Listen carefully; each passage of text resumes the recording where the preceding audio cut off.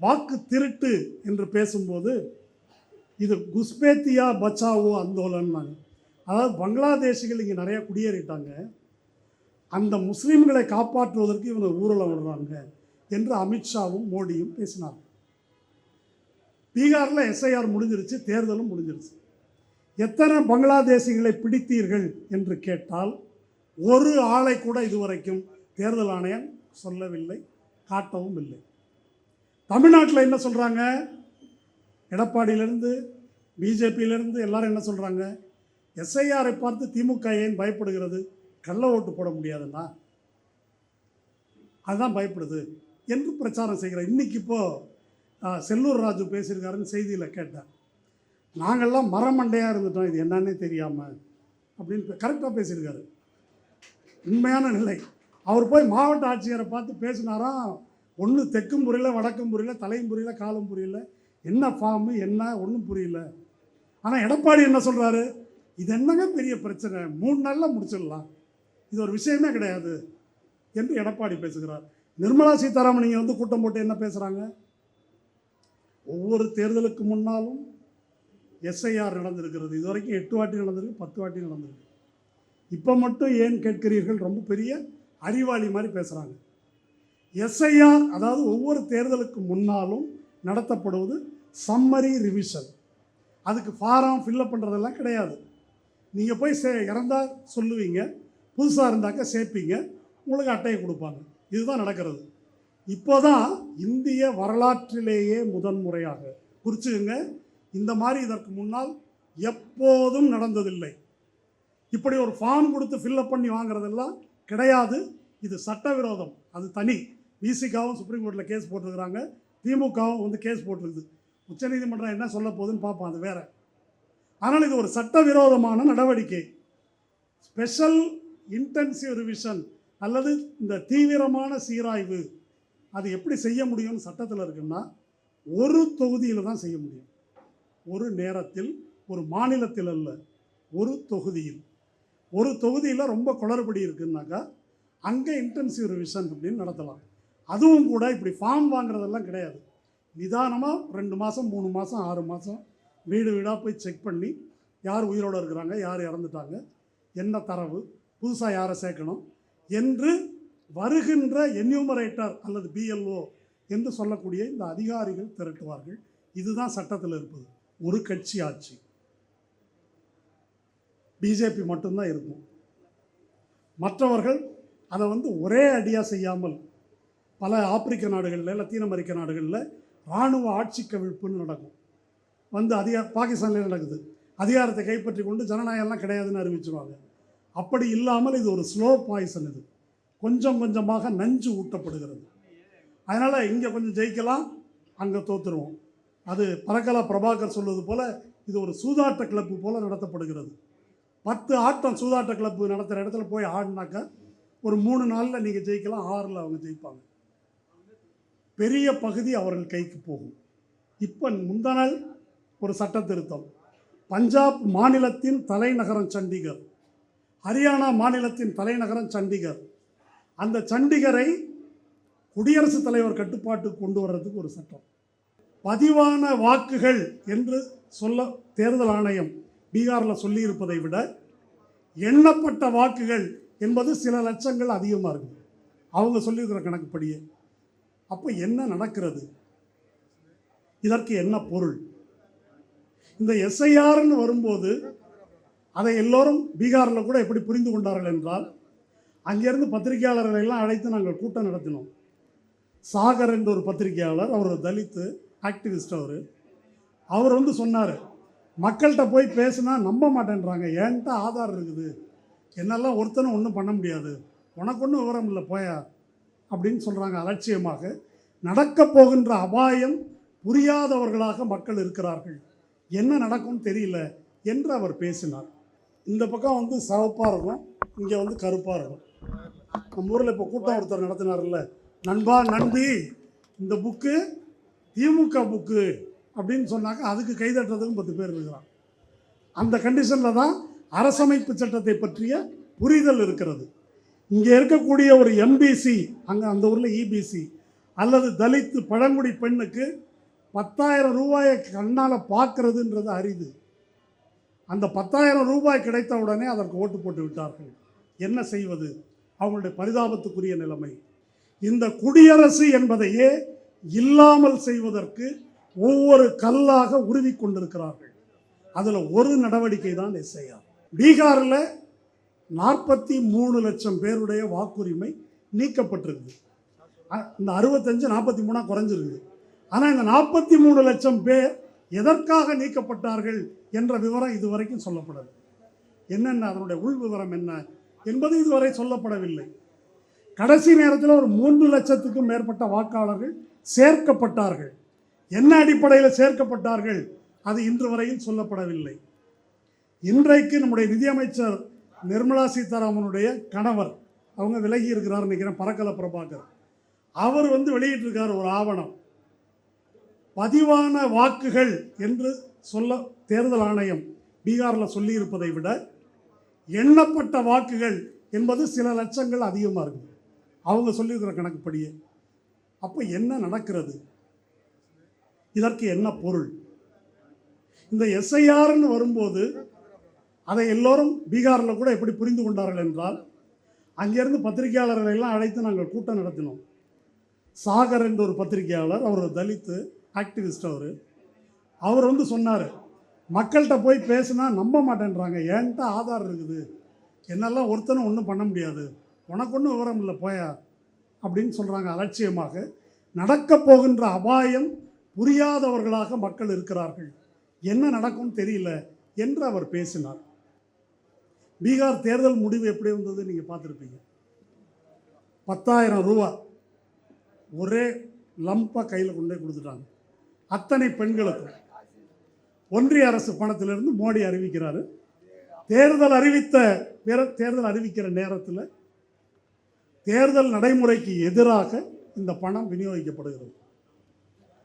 அந்த பகுதியில் இருக்கக்கூடிய சிபிஐ எம்எல் என்ற கம்யூனிஸ்ட் இயக்கத்தை சேர்ந்த தீபங்கர் பட்டாச்சாரியான அவருடைய செயலாளர், அவர் சொல்கிறாரு, என்னங்க இப்படி ஆயிடுச்சு முடிவுன்னு கேட்டால், இங்கே இருக்கக்கூடிய ஒரு எம்பிசி, அந்த ஊரில் இபிசி அல்லது தலித்து பழங்குடி பெண்ணுக்கு 10,000 ரூபாயை கண்ணால் பார்க்கறதுன்றது அரிது. அந்த 10,000 ரூபாய் கிடைத்த உடனே அதற்கு ஓட்டு போட்டு விட்டார்கள். என்ன செய்வது? அவங்களுடைய பரிதாபத்துக்குரிய நிலைமை. இது அங்கே. இப்போ அஸ்ஸாமில் தேர்தல் நடக்க போகிறது, அங்கேயும் இதே 10,000. இப்படி இது அப்பட்டமான முறைகேடு. இந்த முறைகேடை புரிந்து கொள்ளும் நிலையில் மக்கள் இருக்கிறார்களா? ஏழை எளிய மக்கள் என்பது ஒரு கேள்வி. அரசமைப்பு சட்டம், நம்முடைய வாக்குரிமை, ஜனநாயக உரிமை, அம்பேத்கர் பெற்றுத்தந்த உரிமை, இதெல்லாம் சாதாரண மக்களுக்கு எவ்வளோ புரியும்? இந்த பக்கம் அரசமைப்பு சட்டம், இந்த பக்கம் 10,000 ரூபா பணம். இது ரெண்டையும் வைத்து பார்க்கும்போது 10,000 தான் பெருசாக அவங்களுக்கு தெரியும். இந்த வாக்குரிமையின் மதிப்பு என்ன, இதை இழந்தால் நமக்கு நேரக்கூடிய கதி என்ன என்பதை பற்றி புரிந்து கொள்ளும் நிலையில் இந்த நாட்டின் ஆகப்பெரும்பான்மையான மக்கள் இல்லை. இந்த 2024 தேர்தலில் ராகுல் காந்தி பேசும்போது நீங்கள் பார்த்துருப்பீங்க, இப்படி ஒரு புத்தகத்தை எடுத்து வச்சு, இது கான்ஸ்டியூஷன், இந்த கான்ஸ்டியூஷனை திருத்த போகிறாங்க, 400 பார் 400க்கு மேலே வெற்றி பெறுவோம் என்று சொல்லுகிறார்கள். வெற்றி பெற்றால் அம்பேத்கர் இயற்றிய இந்த அரசமைப்பு சட்டத்தை திருத்தி விடுவார்கள்னு காட்டினார். அந்த புக்கு ஒரு பாக்கெட் எடிஷன். இந்த பக்கம் சிவப்பாக இருக்கும், இங்கே கருப்பாக இருக்கும். நம்ம ஊரில் இப்போ கூட்டம் ஒருத்தர் நடத்தினார்ல, நண்பா நண்பி, இந்த புக்கு திமுக புக்கு அப்படின்னு சொன்னாக்க அதுக்கு கைதட்டுறதுக்கும் 10 பேர் இருக்கிறான். அந்த கண்டிஷனில் தான் அரசமைப்பு சட்டத்தை பற்றிய புரிதல் இருக்கிறது. ராகுல் காந்தி இந்த அரசமைப்பு சட்டத்துக்கு ஏற்படக்கூடிய அபாயத்தை பற்றி பேசுவதற்கு முன்னாலேயே எனக்கு தெரிந்து நாங்கள் ஏற்பாடு செய்த கூட்டத்திலேயே கடந்த 5 ஆண்டுகளுக்கும் மேலாக, ஏன் அதற்கும் மேலாக தோழர் திருமாவளவன் அதை பேசி வருகிறார். ஆனால் அரசமைப்பு சட்டத்துக்கு ஆபத்து அப்படின்னா என்னன்னு மக்கள் புரிந்து கொள்ளுகிறார்கள். 2024 தேர்தலில் அரசமைப்பு சட்டத்துக்கு ஆபத்து என்றால் இஸ்லாமியர்கள் மதச்சார்பின்மைக்கு ஆபத்து, இவன் இந்து ராஷ்டிரம்னு சொல்லிடுவான் என்று புரிந்து கொள்ளுகிறார்கள். தாழ்த்தப்பட்ட பிற்படுத்தப்பட்ட மக்கள் இடஒதுக்கீட்டை காலி பண்ணுவான் என்று புரிந்து கொள்ளுகிறார்கள். அவ்வளவு மட்டும்தானா அப்படின்றதான் கேள்வி. இதை நாம் கொஞ்சம் ஆழமாக புரிந்து கொள்ள வேண்டும். மதச்சார்பின்மை, இடஒதுக்கீடு இதெல்லாம் ஒரு அம்சம். இந்த குடியரசு என்பதையே இல்லாமல் செய்வதற்கு ஒவ்வொரு கல்லாக உருவி கொண்டிருக்கிறார்கள். அதில் ஒரு நடவடிக்கை தான் எஸ்ஐஆர். குடியரசு, அதான் குடியரசுக்காக தான் கான்ஸ்டியூஷன். அந்த குடியரசு என்பதே கிடையாது, மக்களாட்சி என்பதே கிடையாது என்பதை நோக்கி இந்த நாட்டை கொண்டு சென்று கொண்டிருக்கிறார்கள். இதை நம்ம புரிஞ்சுக்கணும். இது ஒன்று. அடுத்து வருது ஒரு நாடு ஒரு தேர்தல். அதுக்கு அடுத்து வருது டீலிமிட்டேஷன், இந்த தொகுதி மறுசீரமைப்பு. அதுக்கு பிறகு என்ன வருது? இப்போ வந்திருக்கு 2ஆம் நாள் ஆளுநருக்கு தான் முற்று அதிகாரம். சட்டமன்றம் ஆளுநர் கொடுத்து அதை திருப்பி அனுப்பினா கூட மறுபடியும் குடியரசுத் தலைவருக்கு அனுப்பலாம், அதில் நாங்கள் தலையிட முடியாது. தேர்ந்தெடுத்த சட்டமன்றத்துக்கு இல்லாத அதிகாரம் தேர்ந்தெடுக்கப்படாத ஆளுநருக்கு உண்டு என்று உச்சநீதிமன்றம் பிரசிடென்ட் கேட்டதற்கு கருத்து சொல்லியிருக்கிறது.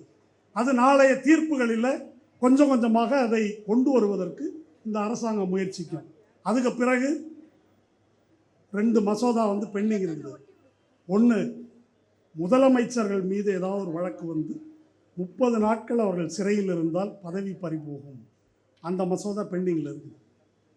செலக்ட் கமிட்டி விவாதத்தில் இருந்து அது நிறைவேற்றப்படும். இதற்கெல்லாம் என்ன பொருள் என்றால் ஒரு பொருள் தான், ஒரு கட்சி ஆட்சி. பிஜேபி மட்டும்தான் இருக்கும். மற்றவர்கள் அதை ஒரே அடியாக செய்யாமல் பல ஆப்பிரிக்க நாடுகளில், லத்தீன் அமெரிக்க நாடுகளில் இராணுவ ஆட்சி கவிழ்ப்புன்னு நடக்கும். பாகிஸ்தானில் நடக்குது. அதிகாரத்தை கைப்பற்றி கொண்டு ஜனநாயகம்லாம் கிடையாதுன்னு அறிவிச்சிருவாங்க. அப்படி இல்லாமல் இது ஒரு ஸ்லோ பாய்சன். இது கொஞ்சம் கொஞ்சமாக நஞ்சு ஊட்டப்படுகிறது. அதனால் இங்கே கொஞ்சம் ஜெயிக்கலாம், அங்கே தோற்றுருவோம். அது பரக்கலா பிரபாகர் சொல்வது போல் இது ஒரு சூதாட்ட கிளப்பு போல் நடத்தப்படுகிறது. 10 ஆட்டம் சூதாட்ட கிளப்பு நடத்துகிற இடத்துல போய் ஆடினாக்கா ஒரு 3 நாளில் நீங்கள் ஜெயிக்கலாம், 6ல் அவங்க ஜெயிப்பாங்க. பெரிய பகுதி அவர்கள் கைக்கு போகும். இப்போ முந்தா நாள் ஒரு சட்ட திருத்தம். பஞ்சாப் மாநிலத்தின் தலைநகரம் சண்டிகர், ஹரியானா மாநிலத்தின் தலைநகரம் சண்டிகர். அந்த சண்டிகரை குடியரசுத் தலைவர் கட்டுப்பாட்டுக்கு கொண்டு வர்றதுக்கு ஒரு சட்டம், அது இப்போ அவசர சட்டம், அதை நிறைவேற்றப் போகிறார்கள். அந்த சண்டிகார் மட்டும் குடியரசுத் தலைவர் சொல்கிறது தான் சட்டம். இதை புதுடெல்லியில் ஏற்கனவே செய்திருக்கிறார்கள். அப்போ இதற்கெல்லாம் என்ன பொருள் என்று சொன்னால், நாம் எப்படி புரிந்து கொள்ளுகிறோம்? இங்கே தோழர்கள்ட்ட நான் சென்னையிலே பேசும்போது இஸ்லாமிய மக்கள் பயந்து இருக்கிறாங்க. நமக்கு என்ன நடக்கும், கரெக்டாக இந்த ஆவணம்லாம் கொடுக்கலன்னா என்ன ஆகும்? சில பேர் பல ஆயிரம் செலவு செய்து பழைய ஆவணங்கள் நான் இந்தியன் தான் நிரூபிக்கிறதுக்கு வாங்கி வைத்து கொண்டிருக்கிறார்கள், வசதி உள்ளவங்க. சாதாரண மக்களை பொறுத்த வரைக்கும் இதெல்லாம் கேட்டாக்கா என்னடா ஃபார்மு, இதை ஃபில்லப் பண்ணுன்னா 2002 எங்கேன்றான், 5 எங்கேன்றான், எவனுக்கு தெரியும்? அதுக்கு முன்னால் அந்த சர்டிஃபிகேட் கொடு, இந்த சர்டிஃபிகேட் கொடுன்னு கேட்குறான். இதெல்லாம் எங்கே போய் வாங்குவது, எப்படி வாங்குவது என்று இதை ஒரு தொந்தரவாக கருதுகிறார்கள். இன்னும் பெரும்பான்மை மக்களை பொறுத்த வரைக்கும் இந்த வாக்குரிமை பறிபோவது பற்றிய அபாயம் அது மக்களுக்கு இன்னும் புரியலை. அதனால் ஏற்படக்கூடியது என்ன என்று புரியலை. ஒரு தேர்தலிலேயே பெரும்பாலும் ஒரு 30 விழுக்காட்டினர் ஓட்டு போடுவதில்லை. ஓட்டு போடாதவங்க பெரும்பாலும் மேட்டுக்குடி பிரிவினர் தான். அவங்களுக்கு இதில் பிரச்சனை இல்லை. ஃபார்ம் ஃபில்லப் பண்ணுறதில்ல, இன்டர்நெட்டில் போய் செய்கிறதில்ல, டவுன்லோட் பண்ணுறதில்ல, அப்லோட் பண்ணுறதில்ல, எதுலேயும் அவங்களுக்கு பிரச்சனை இல்லை. யாருக்கு பிரச்சனை? ஏழை எளிய மக்களுக்கு. ஏழை எளிய மக்கள் தான் பிஎல்ஓக்களாக சாகிறார்கள். அங்கன்வாடி ஊழியரும் சத்துணவு ஊழியரும் நகராட்சி பணியாளரும் யார்? எல்லாம் ஓபிசி தாழ்த்தப்பட்ட பிரிவுகளை சார்ந்த மக்கள். வாக்குரிமையை இழக்கப் போவது யார்? மீனவர்கள், தோட்ட தொழிலாளிகள். காலையில் போனால் ராத்திரி வர்றவன் ஃபார்மை வாங்க மாட்டான்.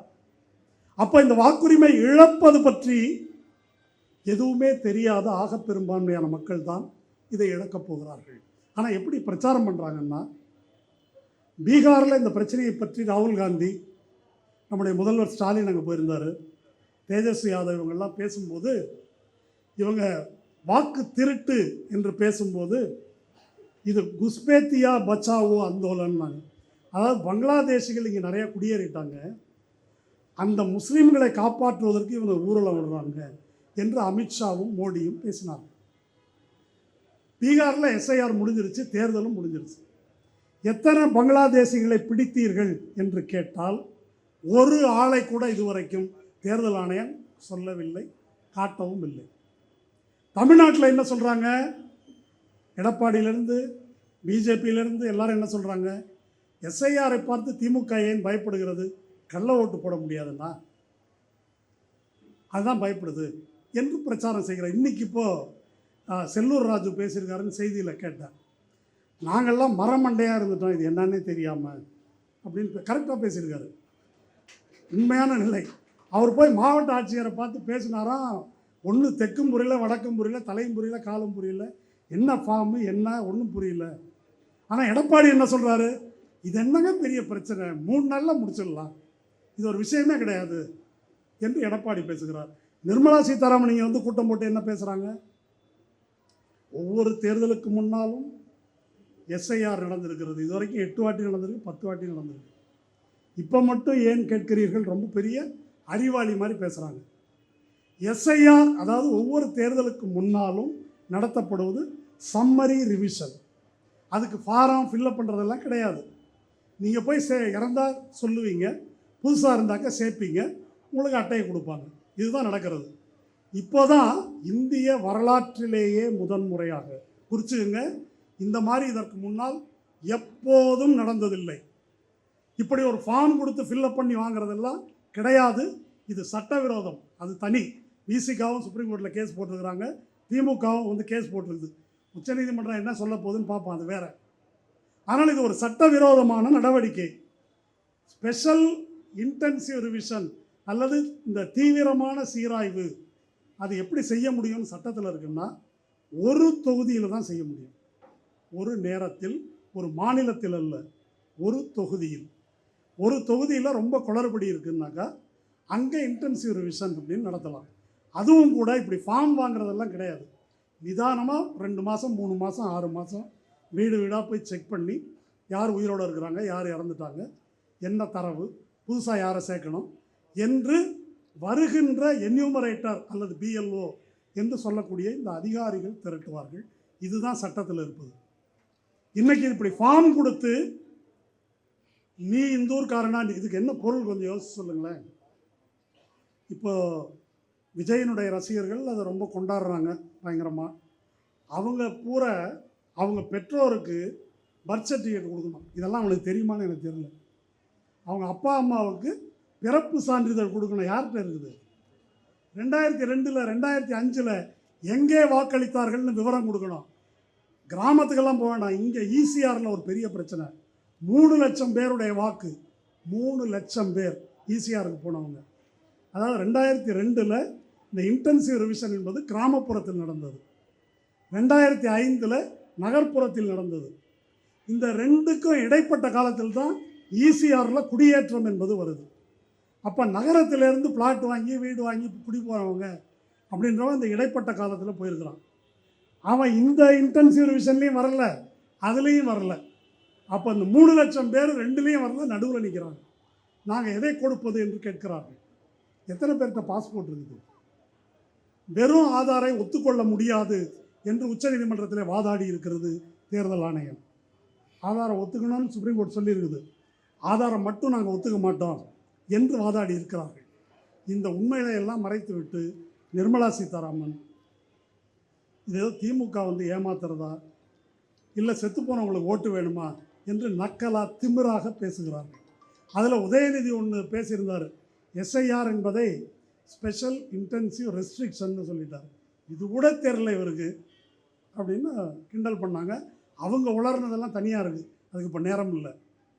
ஆனால் அந்த அம்மாவுடைய கணவர் சொல்லியிருக்காரு, இது ஸ்பெஷல் இன்டென்சிவ் ரிவிஷன் கிடையாது, ஸ்பெஷல் இன்டென்சிவ் ரிஜெக்ஷன், வாக்காளர்களை நீக்குகின்ற நடவடிக்கை இந்த கல்கத்தாவில் பேசியிருக்காரு.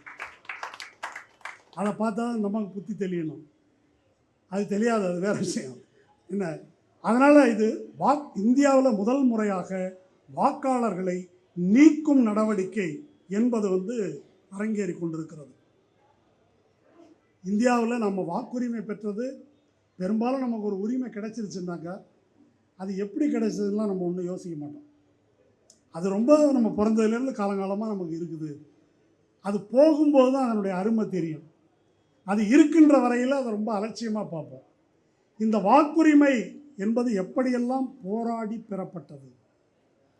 வாக்குரிமை, அனைத்து மக்களுக்கும் வாக்குரிமை வழங்க வேண்டும் என்று இந்த நாட்டில் முதல் குரல் கொடுத்தது ஒரு நூற்றாண்டுக்கு முன்னால் டாக்டர் பாபா சாஹேப் அம்பேத்கர்.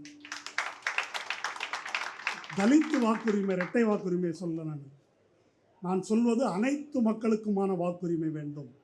அன்னைக்கு வட்டமேஜை மாநாட்டில் இந்தியாவின் பிரதிநிதிகளாக போயிருந்தவர்கள்லாம் அப்படியெல்லாம் கொடுக்க முடியாது, படிச்சிருக்கணும், சொத்து இருக்கணும் என்று வாதாடினார். அரசாங்கம் என்ன சொல்லுச்சு? அதெல்லாம் நிர்வாகத்தில் ரொம்ப கஷ்டங்க, நிர்வாகம் பண்ணுறது கஷ்டம், அதெல்லாம் இவ்வளோ பேருக்கு ஓட்டு கொடுக்கறது, அப்படி வாதாடினார்கள். இவை ஒவ்வொன்றுக்கும் ஆணித்தரமான பதிலை சொல்லியிருக்காரு. நேரம் கருதி நான் அதை விவரிக்க முடியாது. அவர் என்ன சொல்கிறாரு? வாக்குரிமை என்பது நீ போடுகின்ற பிச்சை கிடையாது, இது எங்களுடைய ரைட் முதல்ல. ரெண்டாவது, உன்னுடைய நிர்வாக சௌரியத்துக்காக நான் உரிமையை இழக்க முடியுமா? 2. மூணாவது, படித்தவனுக்கு தான் வாக்குன்ற, படித்தவன் அறிவாளின்னு எவன்டா சொன்னான்னு கேட்குறாரு. ஆமர மக்கள் தான் இந்த நாட்டில் அறிவாளிகள், எது சரி தவறு என்று முடிவு செய்ய தெரிந்தவர்கள். சொத்து இருக்கிறவனுக்கு தான் அப்படின்னா சொத்து இல்லாதவர்களை என்ன செய்வது? அப்போ சொத்து இருக்கிறவனுக்கு தான், படித்தவனுக்கு தான் வாக்கு என்று சொல்வதன் மூலம் நீங்கள் என்ன செய்ய முயற்சிக்கிறீர்கள் என்றால், இந்த நாட்டின் ஆகப் பெரும்பான்மையான மக்களை தற்குறிகளாக, சொத்தற்றவர்களாக, ஏழைகளாக அப்படியே மெயின்டைன் பண்ணணும் என்பதுதான் உங்களுடைய நோக்கம். அதுக்காக தான் இந்த வாக்குரிமையை மறுக்கிறீர்கள் என்று வெள்ளைக்காரன் ஆட்சி காலத்தில் தொடர்ந்து போராடுகிறார். அப்போ நடக்கலை. அரசமைப்பு சட்டம் இயற்றப்படுகிறது. அரசமைப்பு சட்டம் இயற்றப்படும் போதே யாரெல்லாம் ஜனநாயகம் என்று முடிவு செய்து விடுகிறார்கள், யாரெல்லாம் வாக்காளர்கள் என்று கணக்கெடுக்கும் வேலை இந்த பக்கம் அம்பேத்கர் தலைமையில் அரசியல் நிர்ணய சபை பேசி கொண்டிருக்கும் போதே கணக்கெடுப்பு இங்கே நடக்குது. அதை பற்றி ஒரு நூல் வந்திருக்கு. ஒரு இஸ்ரேலை சேர்ந்த ஒரு பேராசிரியர் ஒரு ஆய்வு நூல் எழுதியிருக்காங்க, ஹவு இந்தியா பிகேம் டெமோக்ரஸின்னு. அதை படிக்கும்போது ரொம்ப நெகிழ்ச்சியாக இருக்குது. உங்களுக்கு தெரியும் அந்த காலகட்டம் எப்படிப்பட்ட காலகட்டம். இந்தியா பாகிஸ்தான் பிரிவினை, 10 லட்சம் பேர் கொல்லப்பட்டார்கள் 2 தரப்புலையும். இங்கே இருக்கக்கூடிய முஸ்லீம்கள் இங்கே இருக்கிறதா பாகிஸ்தானுக்கு போகிறதான்னு புரியல, குழப்பம் பல பேருக்கு, எல்லைப்பகுதியில் இருக்கிறவங்களுக்கு. அதே போல் இந்த பக்கம் வங்காளத்தில் அதே போன்ற நிலைமை. வங்காளதேசம் என்று சொல்லப்படும் இடத்துல ஏராளமான இந்துக்கள், தாழ்த்தப்பட்டவர்கள் நிறைய பேர் இருந்தாங்க. அங்கேயே இருக்கிறதா இங்கே வர்றதா என்று குழப்பம். இப்படிப்பட்ட சூழலில் வாக்காளர்களை சேர்க்கும் பணி நடக்குது. அந்த பணி விரிவாக அவங்க சொல்லிட்டு போகிறாங்க. ஆனால் அந்த புத்தகத்தில் மிக முக்கியமாக சொல்லப்பட்டிருக்கிற ஒரு விஷயம், இந்த மண்ணில் இருக்கின்ற எந்த ஒரு மனிதனும் விடுபட்டு போகக்கூடாது வாக்காளர்ன்றதிலிருந்து என்று தேடி தேடி சேர்த்திருக்கிறார்கள். இப்போ உன் அட்ரஸ் என்ன, உங்கள் அப்பா அம்மாவுக்கு இது இருக்குதா, உங்கள் தாத்தா எங்கே இருந்தார், உறவினர் பேர் என்ன, இந்த சர்டிஃபிகேட் கொடு, அந்த சர்டிஃபிகேட் கொடு, எதுவும் கேட்கல. அட்ரஸே இல்லாதவர்கள் சென்னை, மும்பை, கல்கத்தா போன்ற நகரங்களில் பிழைப்பதற்காக பிளாட்ஃபார்மில் படுத்துருக்கிறவங்க, ஹோட்டலில் வேலை பார்த்தவங்க, வீட்டு வேலை செஞ்சவங்க, மூட்டை தூக்குனவன், மார்க்கெட்டில் வேலை பார்த்தவன், வீடு கிடையாது, இப்படியெல்லாம் ரோடோரம் படுத்துருக்குறாங்க. இவர்களுக்கெல்லாம் என்ன அட்ரஸ் போட்டு நான் வாக்குரிமை தருவது என்று கேட்டு எழுதுகிறார்கள். அதுக்கு அன்றைய தலைமை தேர்தல் அதிகாரி, இப்போ வர்றாங்கல்ல பிஎல்ஓ, நீங்கள் என்ன செய்கிறீங்கன்னா அந்த ஹோட்டல் வாசலுக்கு போங்க, இல்லை அந்த மரத்தடிக்கு போங்க, அங்கே படுத்துருக்கிறானான்னு 2 நாள் போய் பாருங்கள். படுத்திருந்தாக்கா அதான் அட்ரஸ், அவனுக்கு வாக்குரிமை உண்டு என்று முடிவு செய்கிறார்கள். அப்படி முடிவு செய்யப்பட்டது. இன்னைக்கு இது இருக்கா, அது இருக்கா, இது இருக்கா, அப்பனுக்கு சர்டிஃபிகேட் இருக்கா, தாத்தாவுக்கு சர்டிஃபிகேட் இருக்கா, இல்லைன்னா உனக்கு வாக்குரிமை கிடையாது. நீ இந்தியன் என்பதை நிரூபி, நீ தமிழன் என்பதை நிரூபி. இப்போ என்கிட்ட உங்கள் அப்பாவோட பர்த் சர்டிஃபிகேட் கொடுன்னாக்கா, இந்தியா என்ற ஒரு நாடு உருவாவதற்கு முன்னாலே எங்கள் அப்பா பிறந்துட்டார், உங்கள் அப்பாரெல்லாம் பிறந்திருப்பாங்க. உங்கள் அப்பா பிறந்ததுக்கப்புறம் தாங்க இந்தியா. ஆகஸ்ட் 15, 1947 அப்புறம் தான் இந்தியா. முழு இந்தியா கூட கிடையாது. புதுக்கோட்டை சமஸ்தானம் கிடையாது, திருவிதாங்கூர் சமஸ்தானம் கிடையாது, ஹைதராபாத் நிஜாம் கிடையாது, ஜுனாகட் சமஸ்தானம் கிடையாது, ஜம்மு காஷ்மீர் கிடையாது, திரிபுரா கிடையாது. இந்த பகுதி எதுவும் ஆகஸ்ட் 15 அன்று இந்தியாவோடு சேரவில்லை. அப்போ தொன்று தொட்டு இந்த மண்ணில் வாழக்கூடிய மக்களை யாரோ ஒரு இந்திக்காரி ஒரு அதிகாரி இங்கே வந்து அர்ச்சனா பட்நாயக்கோ இல்லை ஞானேஷ்குமாரோ வந்து நீ இந்த மண்ணின் மைந்தன் தான் என்று நிரூபி அப்படின்னா என்ன அயோக்கியத்தனம் இது? யாருக்கு நம்ம பதில் சொல்லணும்? எதற்காக பதில் சொல்லணும்? எதை நிரூபிக்க வேண்டும்? இது நம்முடைய சுயமரியாதைக்கு தன்மானத்துக்கு விடப்பட்ட சவால் இல்லையா என்ற முறையில் இதை நம்ம பார்க்கணும். வாக்குச்சீட்டில் குளறுபடி நடக்குது. இப்போ ராகுல் காந்தி காட்டினார் இல்லையா, ஒரு பிரேசில் நடிகை, ஒரு மாடல், அவங்க பேரில் 25 வாக்குகள் அவங்க பேர்லேயே இருக்குது. அப்புறம் ஒரு பெண் பேரில் 263 அடையாள அட்டை ஒரே ஃபோட்டோவில். இப்படியெல்லாம் இருக்குது. இதை சுத்தம் செய்ய வேண்டாமா என்று தேர்தல் ஆணையம் கேட்கிறது. உங்களுக்கு நான் ஒன்று சொல்கிறேன். முக்கியமாக கணினி துறையில் இந்தியா ரொம்ப முன்னேறிடுச்சுன்னு சொல்கிறாங்க. 2017ஆம் ஆண்டிலேயே டூப்ளிகேஷன் சாஃப்ட்வேர் என்ற ஒரு சாஃப்ட்வேரை தேர்தல் ஆணையம் அறிமுகப்படுத்திடுச்சு. அப்படின்னா என்ன? இந்தியாவில் இப்போ உங்கள் ஃபோட்டோ சென்னையில் நீங்கள் வாக்காளர் அப்படின்னு சொன்னால், இன்னொரு இடத்துல ஒருவேளை நம்ம வந்து வேறு ஊரில் சிதம்பரத்துலேருந்து இங்கே வந்திருப்போம், அங்கே ஒரு எபிக் கார்டு வாக்காளர் அடையாள அட்டை வாங்கியிருப்போம், இந்த ஊருக்கு வந்துட்டு அதை கேன்சல் பண்ணாமல் இருப்போம். அப்போ உங்கள் பேரில் சிதம்பரத்தில் ஒரு அட்டையும் சென்னையில் ஒரு அட்டையும் இருக்கும். அப்படி இருந்தால் இந்த சாஃப்ட்வேர் இந்தியாவில் எந்த மூலையில் இருந்தாலும் இந்த முகத்தை ஸ்கேன் பண்ணி பார்த்துட்டு இன்னொரு ஒரு இடத்துலையோ 2 இடத்துலையோ அந்த வாக்கு இருந்தால் அதை ஆட்டோமேட்டிக்காக நீக்கிறோம். இந்த சாஃப்ட்வேரை பயன்படுத்தாமல் வைத்திருக்கிறது முதன்முறையாக இந்த தேர்தல் ஆணையம். இதை ராகுல் காந்தி எழுப்புறாரு, சுப்ரீம் கோர்ட்டில் எழுப்பியிருக்கிறாங்க. ஒரு சாஃப்ட்வேர் இருக்குது, அதை ஏன் பயன்படுத்தாமல் இருக்கிறாங்க? ஏனென்றால் அப்போ தான் பிஜேபி கள்ள ஓட்டு போட முடியும். ஒரு ஆள் 10 இடத்துல அப்போ தான் ஓட்டு போட முடியும். பீகார் தேர்தலின் போது 3 சிறப்பு ரயில்கள் விடப்பட்டன. ஹரியானாவிலிருந்து டிக்கெட் இல்லாமல் 3 ரயில் நிறைய ஆட்கள் கொண்டு வந்து இறக்கப்பட்டார்கள். அப்போ அந்த மாதிரி கள்ள ஓட்டு போடுவதற்கான வாய்ப்பு எப்போ கிடைக்கும் அப்படின்னு சொன்னால் இந்த டூப்ளிகேஷன் சாஃப்ட்வேரை எடுத்தால்தான் கிடைக்கும். தமிழ்நாட்டில் அந்த பிரச்சனை இருக்குது. தமிழ்நாட்டில் உங்களுக்கு உங்கள் ஃபார்முடைய பின்பக்கத்தில் 13 ஆவணங்கள் அப்படின்னு ஒரு பட்டியல் போட்டிருப்பாங்க. அந்த 13 ஆவணங்களை நீங்கள் படித்து பாருங்கள். அதில் 13ஆவதாக ஒன்று சொல்லியிருக்குது. பீகாரில் நடைபெற்ற ஸ்பெஷல் இன்டென்சிவ் ரிவிஷனில் ஒரு வாக்காளருடைய பெயர், அவர் பீகாரின் வாக்காளர் தான் என்று அங்கீகரிக்கப்பட்டிருந்தால் அவர் தமிழ்நாட்டில் வாக்களிக்கலாம். அங்கே ஒரு அட்டை இருந்துச்சுன்னாக்கா, பீகார்லேருந்து கோயம்புத்தூர்லேயோ ஒசூர்லேயோ சென்னையிலையோ வந்து வேலை பார்க்கக்கூடிய ஒரு தொழிலாளி அங்கேயே ஓட்டு போட்டிருந்தாலும் இங்கேயும் ஓட்டு போடலாம். இப்படி வாக்குரிமை வழங்க முடியுமா? இது சட்டப்படியானதா என்று கேட்டால் சட்ட விரோதமானது. அந்த மாதிரி செய்ய முடியாது.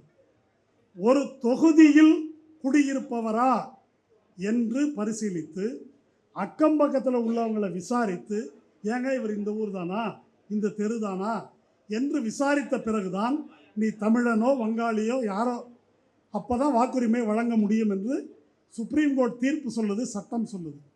ஆனால் இப்போ எதை கொண்டு வந்திருக்கிறாங்க? பீகார்லேருந்து சர்டிஃபிகேட் வாங்கிட்டு வந்துட்டா இங்கே ஓட்டு போடலாம். அந்த தொழிலாளிகளுக்கு எதிராக நமக்கு எதுவும் இல்லை. அங்கேருந்து பல லட்சக்கணக்கானவர்கள் இங்கே வந்து வேலை பார்க்கிறார்கள். ஒரு புள்ளி விவரம் சொல்கிறேன்.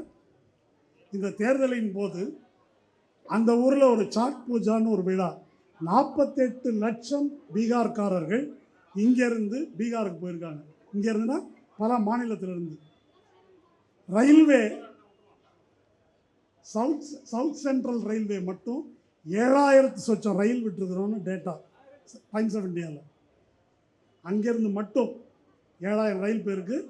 தெற்கு ரயில்வேலேருந்து எவ்வளோ போயிருக்குன்னு நமக்கு தெரியாது.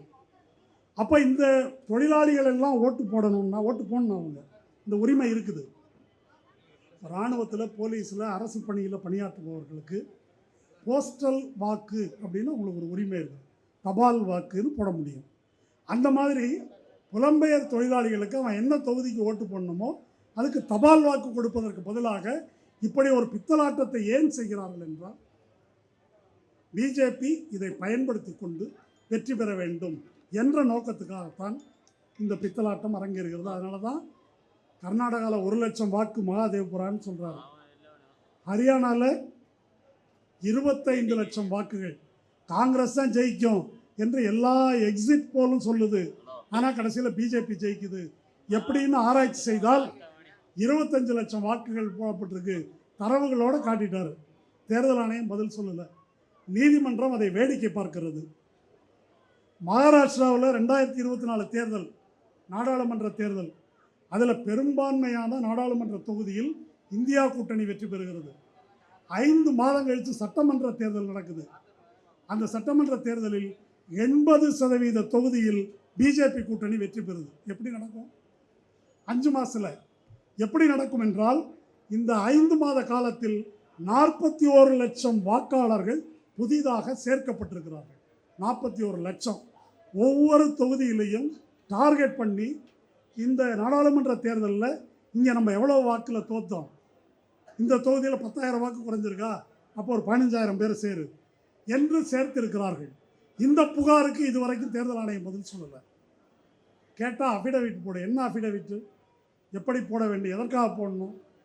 முன்னாள் தேர்தல் ஆணையர்கள் லவாசா, குரேஷி எல்லோருமே இதை காரி உமிழாத குறையாக பேசுகிறார்கள். ஆனால் தேர்தல் ஆணையர் அதை பற்றி கொஞ்சம் கூட கவலைப்படுறதில்லை. இப்போது தமிழ்நாட்டில் அப்படி ஒரு மோசடி அரங்கேற இருக்கிறது. என்ன செய்ய போகிறோம் என்பதுதான் கேள்வி. இது எப்படி சட்டவிரோதம், அரசமைப்பு சட்டத்துக்கு விரோதம் அப்படின்னு திமுக விரிவான ஒரு பெட்டிஷன் போட்டிருக்கு. இப்போ விசிகாலிருந்து போட்டிருக்கிறாங்க. ஆனால் தேர்தல் ஆணையம், நம்ம நீதிமன்றம் என்ன செய்யுதுன்னா, பீகார்லேயே அது மாதிரி போட்டாங்க. எஸ்ஐஆர் என்பதே சட்டவிரோதம். என்னென்ன காரணத்தால்? நான் முதல்ல சொன்னது போல், இந்த ஸ்பெஷல் இன்டென்சிவ் ரிவிஷன் என்று நாடு முழுதும் நடத்த முடியாது. எனக்கு ஒரு ஃபார்ம் கொடுத்து ஃபில்லப் பண்ணி கொடு, இதை கொடுக்கலைன்னா உனக்கு வாக்குரிமை என்று சொல்ல சட்டத்தில் இடம் இல்லை. இப்படி ஒரு ஃபாரம் கொடுக்கறதுக்கு தேர்தல் ஆணையத்துக்கு அதிகாரம் கிடையாது. நீ குடிமகனா என்று கேட்கின்ற அதிகாரம் தேர்தல் ஆணையத்துக்கு கிடையாது. ஒருத்தர் குடிமகன் இல்லை, சிட்டிசன் இல்லை என்று சொன்னால் உள்துறை அமைச்சகம் தான் அதை நிரூபிக்கணும். நம்ம நாட்டில் ஓட்டு போடுறதுக்கு என்ன தகுதி சொல்லுங்கள்? ஒன்று இந்திய குடிமகனாக இருக்கணும், 2வது புத்தி சுவாதீனம் உள்ளவனாக இருக்கணும். இந்த 2 தகுதி தான். இந்திய குடிமகனாக இருக்கணும், புத்தி சுவாதீனம் உள்ளவனாக இருக்கணும். திமுக பெட்டிஷனில் ஒரு வாதம் வச்சுருக்கிறாங்க. இப்போ குடிமகனான்னு என்னை நிரூபிக்க சொல்கிறியே, நாளைக்கு நான் மென்டல் இல்லையான்னு நிரூபிக்க சொல்லியா? அடுத்தது இது என்ன கணக்கு? நான் போய் சைக்காட்ரிஸ்ட்டை சர்டிஃபிகேட் வாங்கிட்டு வா என்று நீங்கள் கேட்பீர்களா? கேட்க முடியுமா? ஒரு குடிமகன் என்பதற்கு ஏற்கனவே சட்டத்தில் என்ன வச்சிருக்கிறீங்க? ஐயா இந்தியன் என்றால் என்னென்ன டாக்குமெண்ட் உங்கள்கிட்ட இருக்கணும் என்று ஏதாவது சட்டம் இருக்குதா? ஏற்கனவே கிடையாது. நம்ம நாடு அந்த தேதியில் இந்த நாட்டில் இருந்தவர்கள்லாம் குடிமக்கள். அதுக்கு பிறகு ஒரு இந்தியனுக்கும் ஒரு வெளிநாட்டவருக்கும் பிறந்தால் அவங்களெல்லாம் இந்த குடிமக்கள் என்ற கணக்கில் சேரலாம் என்று சட்டம் திருத்தப்பட்டிருக்குது. குடிமகன் என்று உனக்கு எதற்காக நிரூபிக்கணும்? உனக்கு கேட்பதற்கு என்ன அதிகாரம் இருக்கிறது? இந்த கேள்வியெல்லாம் அதெல்லாம் சொல்லியிருக்குது. இதுக்கு மேலே இன்னொன்று இருக்குது. இப்போ போன தேர்தல் வரைக்கும் நம்ம ஓட்டு போட்டுக்கிறோம். நாடாளுமன்ற தேர்தலில் அந்த கார்டு செல்லாதுன்ட்டாங்க. ஏன் செல்லாது? ஏன் செல்லாதுன்னா அதிலலாம் நிறைய குளறுபடி இருக்குதுங்க, நிறைய கள்ள ஓட்டு இருக்குதுங்க. அப்போ கள்ள ஓட்டு போட்டு தான் மோடி ஜெயிச்சிருக்காரு, அதானே? அதுக்கு பொருள் என்ன? ஆமாம், அது உண்மை. 79 தொகுதிகளில் மோசடி நடந்திருக்கிறது. இதை நாங்கள் கூட்டம் போட்டு நாங்கள் பேசியிருக்கிறோம். பரகல பிரபாகர் வந்து பேசியிருக்காரு. புள்ளி விவரத்தோடு வெளியே இருக்குது. பிஜேபி ஆட்சியே நடக்கக்கூடாது, இந்தியா கூட்டணி ஆட்சி தான் நடந்திருக்கணும். 79 தொகுதியில் மோசடி நடந்திருக்கு. அப்போது ஒரு அட்டையை வந்து கொடுத்துட்டு, தேர்தல் ஆணையம் எனக்கு ஒரு அட்டை கொடுக்குது, உங்களுக்கும் கொடுத்துருக்கு, எல்லாரும் வாங்கி வச்சுருக்கிறோம். இப்போ இந்த அட்டை செல்லாது. இப்போ இந்த அட்டையை நானாக தயார் பண்ணேன், நீ தான் இந்த அட்டையை கொடுத்த. அப்போ நீ இந்த அட்டையை கொடுத்துட்டு இது செல்லாதுன்னு சொன்னால், ஏன் செல்லாதுன்னு சொல்ல வேண்டிய பொறுப்பு யாருக்கு இருக்குது? நாளைக்கு உங்கள்கிட்ட வந்து உங்கள் டிகிரி சர்டிஃபிகேட் செல்லாதுன்னு நீங்கள் என்ன பண்ணுவீங்க? எனக்கு புரியல. படித்து ஒரு பட்டம் வாங்கியிருக்கிறோங்க, யூனிவர்சிட்டி தான் நமக்கு சர்டிஃபிகேட் கொடுத்துருக்குது. இந்த சர்டிஃபிகேட் செல்லாது என்று அறிவித்து விட்டால், இது செல்லும்னு நீ நிரூபி அப்படின்னு, நீ பிஏ படிச்சிருக்கேன்னு நிரூபி அப்படின்னா அப்படி நிரூபிக்க முடியுமா? நீ தானே சர்டிஃபிகேட் கொடுத்த, இது ஏன் செல்லாதுன்னு யூனிவர்சிட்டி சொல்லணும். இந்த எபிக் கார்டு ஏன் செல்லாது என்று தேர்தல் ஆணையம் சொல்ல வேண்டும். இதை நீதிமன்ற தீர்ப்புகளில் இருக்கிறது. அது எல்லாத்தையும் தூக்கி வச்சுட்டு இது செல்லாது எவிடன்ஸ். நம்ம அந்த அட்டை கொடு, இந்த அட்டை கொடு. இப்போ ஆதார்னு ஒரு அட்டை இருக்குது. முதல்ல ஆதார் அட்டை வாங்கினா வாங்கலாம், வாங்கலைன்னா இல்லைன்னாங்க. அப்புறம் வாங்கினா தான் பேங்க் அக்கௌண்ட்டு, வாங்கினா தான் ரேஷன் கார்டு, வாங்கினா தான் 100 நாள் வேலை, வாங்கினா தான் புதைக்க முடியும் அப்படின்ற அளவுக்கு இல்லையா, வாங்கினா தான் சுடுகாட்டிலே புதைக்க முடியும் என்ற அளவுக்கு அதை கொண்டு வந்துட்டாங்க. இப்போ ஆதார் கார்டும் பத்தாது, அதை நாங்கள் ஒத்துக்க முடியாது, நீ குடிமகன் என்று நிரூபி அப்படின்னா இதற்கு என்ன பொருள் என்று சொன்னால், குடிமக்கள் அனைவரையும் கிரிமினல்கள் போல அவர்கள் நடத்துகிறார்கள். கண்காணிக்கப்பட வேண்டிய கிரிமினல்களாக நம்மை மாற்றிவிட்டார்கள்.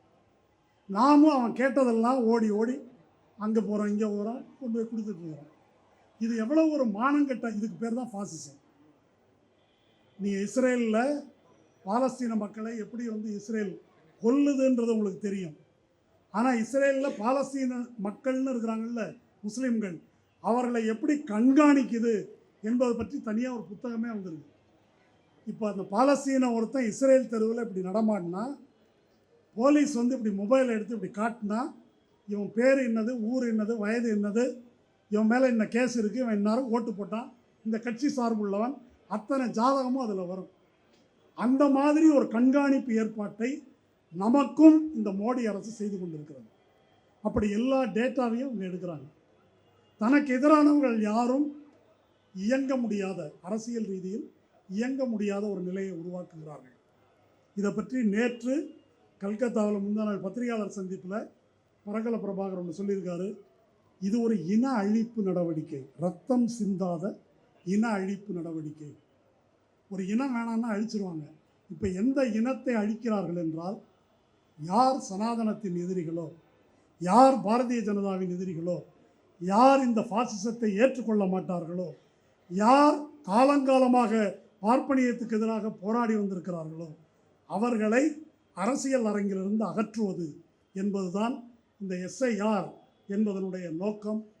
இதை முறியடிப்பது என்பது கட்சிகள் எப்படி புரிஞ்சுக்கிறாங்கன்னாக்கா, பூத் மேனேஜ்மெண்ட்டு, நம்ம BLA கூட போய் நம்ம வாக்கு எதுவும் போகாமல் பார்த்துக்கிட்டா போதும் என்று கட்சிகள் நினைக்கலாம். அது வரைக்கும் கரெக்டு தான். ஆனால் இந்த பிரச்சனை அதோடு முடிவது அல்ல. நான் முதலில் சொன்னது போல் அவங்களுக்கு ஒரு பெரிய மெகா பிளான் இருக்குது. 4 புறமும் நம்மை சுற்றி வளைத்திருக்கிறார்கள். இந்த தேர்தலில் திராவிட முன்னேற்ற கழக கூட்டணி நிச்சயமாக வெற்றி பெறும். வெற்றி பெற்றாலும் நாம் இந்த போராட்டத்தை தொடர்ந்து நடத்த வேண்டியிருக்கும். மாடு பிடிக்கிற உரிமைக்காக போராடினோம், ஜல்லிக்கட்டு. அதை காட்டிலும் மிகப்பெரிய ஒரு உரிமை இது, வாக்குரிமை, குடிமகன் என்னும் உரிமை. அதற்காக போராட வேண்டும். அதில் உள்ள மிக முக்கியமான பிரச்சனை இது என்ன என்றே மக்களுக்கு தெரியாமல் இருப்பது. பெரும்பாலான மக்களுக்கு, படித்தவர்களுக்கும் படிக்காதவர்களுக்கும் அதில் ஒன்றும் வித்தியாசம் இல்லை. என்ன உரிமையை இழக்கிறோம் என்பதே புரியாத இந்த பாரதி பாட்டு ஒன்று இருக்கு இல்லையா, கஞ்சிக்கு வழியிலார் அதன் காரணம் ஏதென்ற அறிவும் இல்லார் என்பது போல என்ன அப்படின்னு புரியாமல் நாம் இருக்கிறோம். அதை புரிய வைத்து மக்களை வீதியில் இறக்க வேண்டிய தேவை இருக்கிறது.